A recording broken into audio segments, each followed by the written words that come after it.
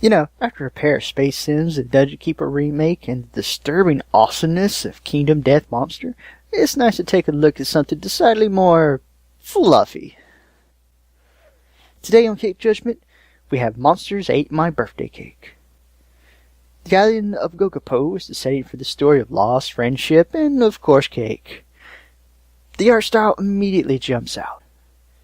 It has this ugly, cute, fluffy Yoda feel that's rather charming, and it's all done in a top-down view that's very reminiscent of A Link to the Past. It's described as an environmental puzzler, so unlike Zelda, there's no sword-fighting combat. The main gameplay on display is swapping between characters that have unique abilities to overcome obstacles.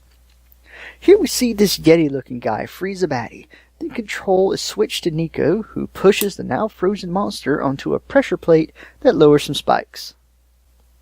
There's a very quick peek at the Hipponarf Bros general store. We see two categories of item listed as upgrades and items.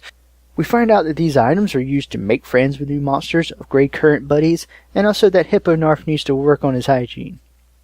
Seeing the store, my mind immediately turned to microtransactions, but after a quick email to Sleep Ninja, I was assured that the game was primarily designed to be played without in-app purchases, but maybe with some optional extras. Might I suggest skins for the monsters and Nico? And everybody seems to love hats. The first pledge levels that matter are $5 and $8 to get you the iOS game and PC version respectively. There's an early bagger $10 pledge that gets you both if for some reason you needed 2 copies.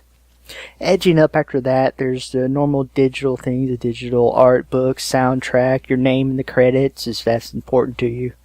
At $50, there's a t-shirt. At $75, you can pick one of the custom figures, which are okay, but a little up there unless you're a serious collector. Anything above that is for robber barons only. My only question is, where's the plushie? This little Suazu hair Claude is just begging to be hugged. I believe this is Sleep Ninja's first game as a company, but its members have already worked in the industry. Creative director Justin Baldwin has worked on some Flash games that ended up on Nickelodeon's website. These games are functional, but nothing special, though I have to admit I didn't expect to see a turn-based strategy game on Nickelodeon. Maybe XCOM was just riding Tough Puppy's wave.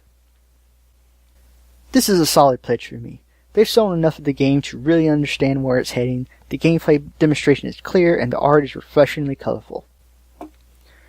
I'm sticking with an $8 pledge at the moment for the PC version, unless of course something huggable comes along.